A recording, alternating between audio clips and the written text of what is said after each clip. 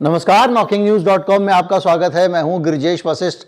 ये मालदीव्स वाला मामला क्या है, ये झगड़ा क्या है और ये जो कर रही है सरकार और ये जो ट्रोल दिन रात लगे हुए हैं, क्या ये समझदारी का काम है या ये मूर्खता का काम है? क्या हमको मालदीव्स के साथ में संबंध हमेशा के लिए खराब कर लेने चाहिए या बना के रखना चाहिए? मालदीव्स से पंगा लेना चाहिए तो कितना लेना चाहिए, या फिर बिल्कुल नहीं लेना चाहिए, या इतना लेना चाहिए कि हमेशा के लिए पंगा खत्म हो जाए? ये सब आज समझेंगे आप, और आप ये भी समझेंगे कि ये हो क्या रहा है। कहीं मत जाइए, चैनल को सब्सक्राइब कर लीजिए। सरल भाषा में पूरी अंदर की जानकारी आपके सामने होगी। मैं भी आया।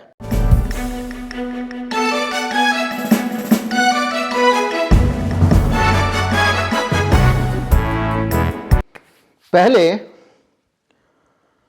यह समझ लीजिए कि मालदीव का मसला है क्या, और उसके बाद हम समझेंगे कि भारत के लिए इसका महत्व क्या है। तो मालदीव का मसला यह है कि वहां पर भारत के खिलाफ जबरदस्त अभियान चल रहा है। अभियान ऐसे चल रहा है कि 13 से 18 तक अब्दुल यामीन महोदय वहां पर राष्ट्रपति थे। 18 में वो चुनाव हार गए।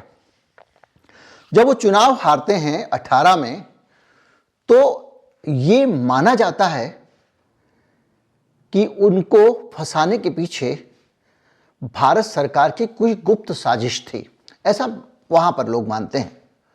और यामीन इस बात का बदला लेने में लग जाते हैं। लेकिन मालदीव से जब वो सत्ता से हटे तो उनके ऊपर बहुत सारे गबन के, भ्रष्टाचार के, घोटालों के आरोप लगे। बहुत बड़े आरोप थे, हजारों करोड़ के। वो चले गए जेल।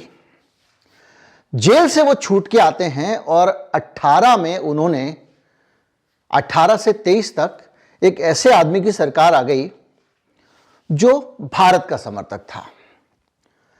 और वो भारत भी आता है, मोदी जी से मिलके भी जाता है और तमाम सारी चीजें करता है। यह आदमी था इब्राहिम मोहम्मद सोलेह। इब्राहिम मोहम्मद सोलेह कहता था इंडिया फर्स्ट। भारत के साथ वो बहुत अच्छी दोस्ती रखना चाहता था। मोदी जी से मुलाकात करके गया था और भारत की सरकार के साथ मिलकर वो वहां पर एक हार्बर बना रहा था और एक प्रोजेक्ट लेकर आ रहे थे वो मालदीव में, जो 2024 तक पूरा हो जाना था। 2018 में यामीन जो है हार गया था, लेकिन उसने 2023 में दोबारा से अपनी ताकत समेटी और मालदीव के लोगों को उसने एक कहानी समझाई। उसने ये कहानी समझाई कि मालदीव की जो संप्रभुता है वो खतरे में पड़ गई है। और खतरे में इसलिए पड़ गई है क्योंकि भारत में मुसलमान विरोधी सरकार है, मुसलमान को प्रताड़ित करती है और तरह तरह से परेशान करती है। एक ये भी मसला उन्होंने दिया, और उससे भी बड़ा मसला ये कि भारत अपने सैनिकों को यहां पर तैनात करके रखता है मालदीव में, जो हमारी आंतरिक सुरक्षा के लिए बड़ा खतरा है। तो भारत के सैनिक दूसरे देश में तैनात कैसे हो सकते हैं? तो इसका एक ग्राउंड था, इसका एक आधार था और इसका एक बहाना था। बहाना यह था कि 2010 और 14 में भारत ने ध्रुव हेलीकॉप्टर दिए थे। किसको? मालदीव को। और ये हेलीकॉप्टर ये कहकर दिए थे कि हम आपकी मदद कर रहे हैं, और इन हेलीकॉप्टर के जरिए आपको अगर कुछ इमरजेंसी हुई, कुछ ही, तो एक द्वीप से दूसरे 1000 द्वीपों में बटा हुआ है, छोटे छोटे द्वीपों में बटा हुआ है मालदीव। तो किसी बीच से कुछ इमरजेंसी हुई, कुछ हुई, तो आप कम से कम आदमी को बीमार हो या कुछ हो ले जा सकते हो।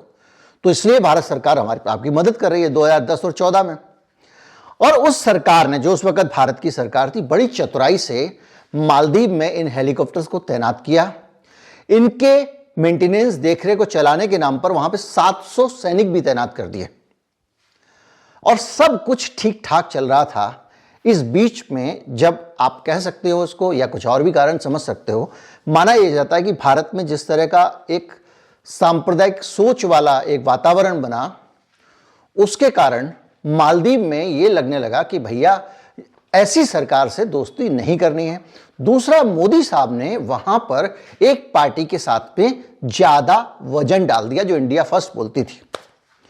तो यामीन जब आया, यामीन ने पूरे मालदीव में जन जागरण यात्रा कराई और इंडिया आउट अभियान चलाया। ये चलाते थे सोले साहब इंडिया फर्स्ट, उन्होंने चलाया इंडिया आउट अभियान। और इंडिया आउट अभियान चलाते चलाते 2023 तक वहां पर ऐसा माहौल बना दिया कि अब मालदीव जो है उससे भारत नहीं गया तो उनकी संप्रभुता खतरे में पड़ जाएगी। इतने सारे सैनिक हर समय उनकी धरती पे हैं, हेलीकॉप्टर उनके पास में हैं, और अब तो वो एक हार्बर बनाने जा रहे हैं हमारे तट पे, यानी भारत की नेवी भी यहां आ जाएगी। तो ये हमारे मालदीव के लिए ठीक नहीं है। ये बात उन्होंने अपने लोगों को बड़ी अच्छी तरह समझा दी।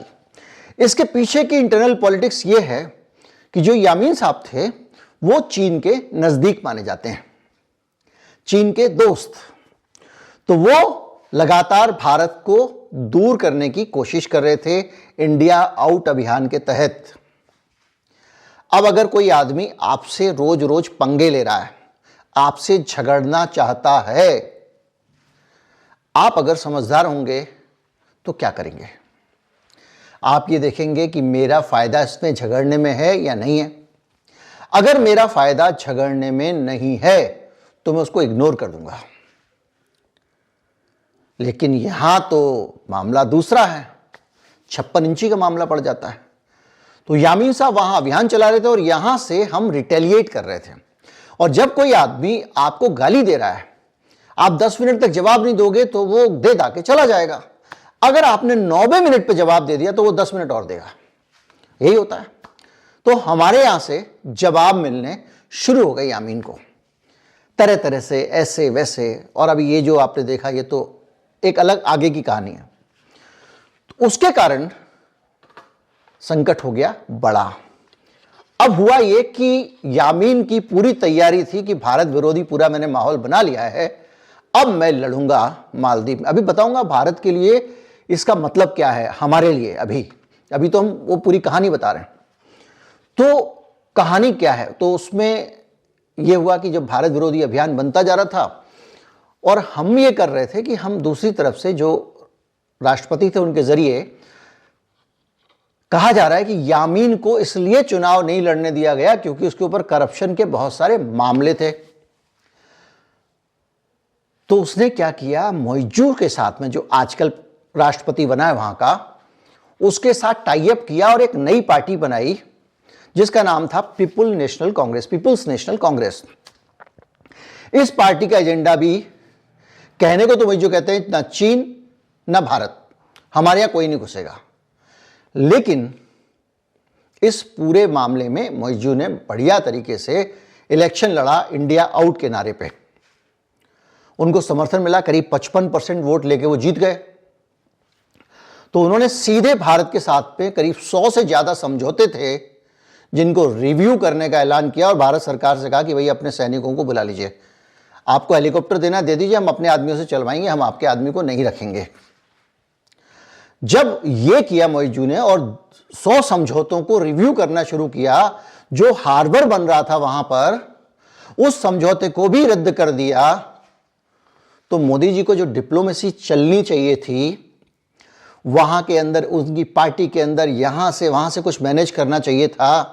मोइजू को शांत करने के लिए किसी भी तरीके को, जैसे डिप्लोमेसी में और इंटरनेशनल अफेयर्स में अपना जाते हैं, तरीके अपनाने चाहिए थे। उसकी जगह मोदी जी जो है वो पहुंच गए लक्षद्वीप के तट पे, ये बताने के लिए कि भैया लक्षद्वीप एक अल्टरनेट है और भारत से जो लोग टूरिस्ट जाते हैं वो वहां ना जाके यहां जाएं। एक मैसेज देने की कोशिश हुई।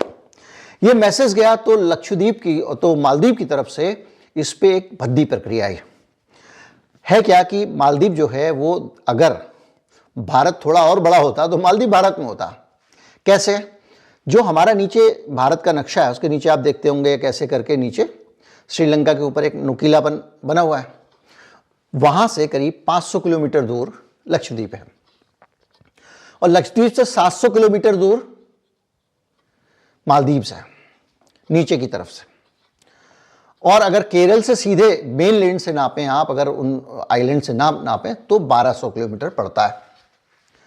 तो लक्षद्वीप जो है, अब यह होगा कि भारत वाले को 700 किलोमीटर कम चलना पड़ेगा, लक्षद्वीप घूम आएगा। अब ये एक संदेश था कि हम दबाव में ले लेंगे, ऐसा कुछ नहीं था, क्योंकि हमारे पास ना तो स्ट्रक्चर अभी लक्षद्वीप में इंफ्रास्ट्रक्चर है, ना कुछ है, वहाँ तो अंडर वाटर म्यूजियम पता नहीं क्या क्या बना रखा है उन्होंने। तो उनकी तरफ से लूज टॉक हुई, गंदी और भद्दी बातें हुई, लेकिन फिर भी उस लूज टॉक के बाद में भारत को संबंध अच्छे रखने चाहिए। तो आप कहेंगे क्यों रखने चाहिए भाई, गाली खा के भी हम संबंध अच्छे रखेंगे। तो अब आप इस बिंदु को समझिए।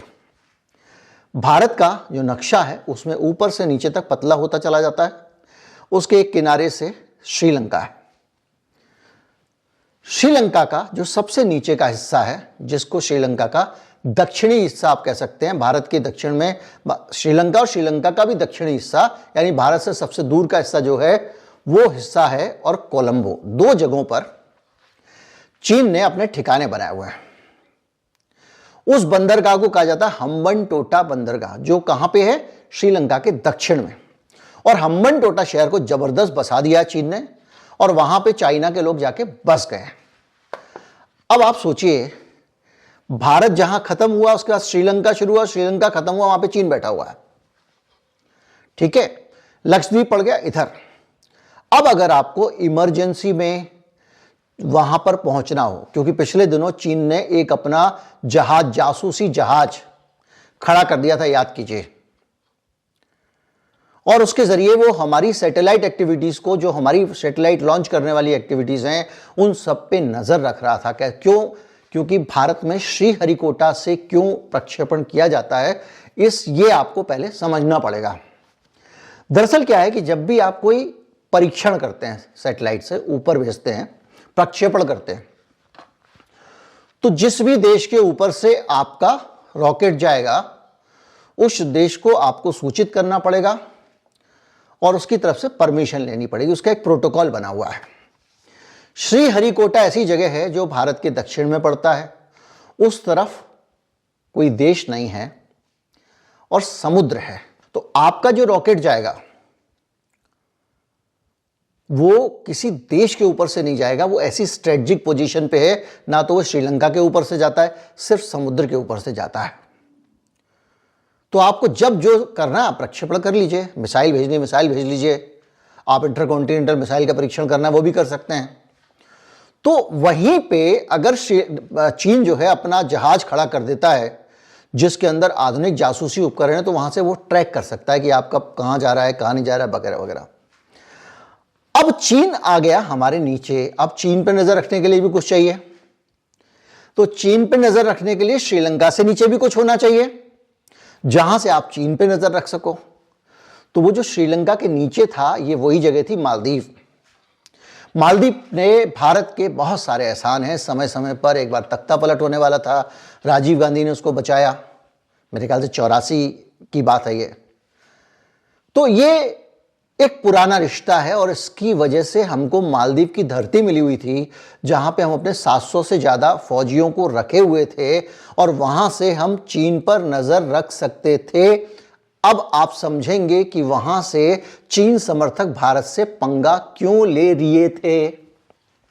वो लोग चाहते थे, चीन चाहता था कि ये यहां से हट जाए भारत, क्योंकि ये मालदीव्स में रहेगा तो यहां से नजर रखे रहेगा, ये पता किए रहेगा भाई साहब कि आज चीन क्या कर रहा है, कल चीन क्या कर रहा है, कौन सा विमान आ रहा है, जहाज उतर रहा है तो क्या उतर रहा है। वहां से आप उपकरणों का इस्तेमाल कर सकते हो, हेलीकॉप्टर आपके पास थे ही, और मालदीव के पास इतनी सोफिस्टिकेटेड टेक्नोलॉजी भी नहीं है कि अगर वहां कुछ लगा लगू के आप करो तो वो पता कर पाए। और एक हमारी वहां की सरकारों के साथ हम लोग एक मिलजुल के रहते थे, सेटिंग करते थे। अब मोदी जी क्या किए, अब इसको समझिए। इन्होंने लक्षद्वीप को, अब कहेंगे आप तो हमेशा डर नहीं रहे, इन्होंने लक्षद्वीप को क्या किया कि इन्होंने सोचा कि हम मालदीव को अगर धमकाएंगे ना भाई साहब तो ये हथियार डाल देगा। मेरी समझ में नहीं आता, वैसे लोग कहते हैं सरकार के नज़दीक वाले अंदर के लोग, ज़्यादा खबरें तो आ नहीं पाती हैं, कि मोदी जी ज़्यादा राजकाज में बहुत गहन घुसते नहीं हैं, उनका ध्यान इस सब पे ज़्यादा रहता है, चीज़ों को समझते भी नहीं है, ब्रीफिंग भी नहीं लेते हैं, ज़्यादा अधिकारियों को खोद के नहीं पूछते हैं। कुछ टेक्नोलॉजी सीखनी हो तो बहुत खोदते हैं, उनको बहुत शौक है नई नई चीज़ें जानने का, लेकिन टेक्नोलॉजी के बारे में, दूसरी चीज़ों के बारे में, लेकिन ऐसे मामलों में फाइलें खंगालनी हो, छाननी हो, लोग बताते हैं वो ज़्यादा पढ़ते नहीं। तो हुआ क्या कि इन्होंने ये देखे बगैर कि अब वहां पर एक ऐसी सरकार आ गई है जो जानबूझ के आपसे पंगे ले रही थी कि आप लड़े, वो उसका फायदा उठाए। तो वो सरकार थी चीन की पिट्ठू सरकार।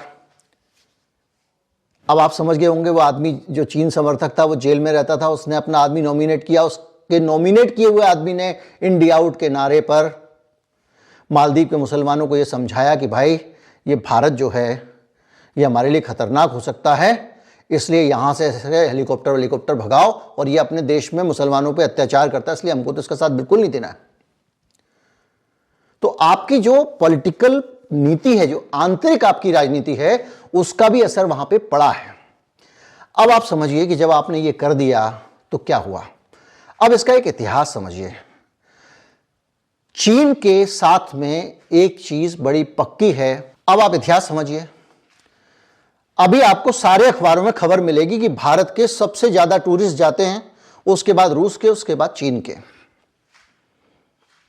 यही मिलेगी आपको। आंकड़े सारे कौन से हैं? 21, 22 के, 23 के। लेकिन 18 तक सबसे ज्यादा टूरिस्ट अगर कहीं के जाते थे मालदीव में, तो चाइना के जाते थे। यानी चाइना के साथ में उसका पुराना कनेक्ट था। जैसे ही आपने ये ट्रेलर दिया, बहिष्कार दिया, ये किया, उसने समझाने की कोशिश की, अपने मंत्रियों को हटा दिया। उसके बावजूद सिलसिला नहीं रुका, तो क्या किया? वो कल चला गया चीन।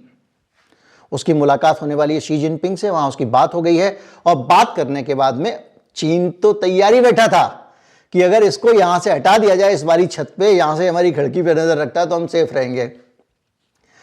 अब उसने जो है इनको मदद देनी शुरू कर दी। अभी तक की जो घटना है कि बेल्ट एंड रोड इनिशिएटिव में मालदीव्स को चीन पहले ही काफी हद तक फंडिंग दे चुका है, और मालदीव्स के इंफ्रास्ट्रक्चर डेवलपमेंट में चीन ने पैसे लगाए हैं।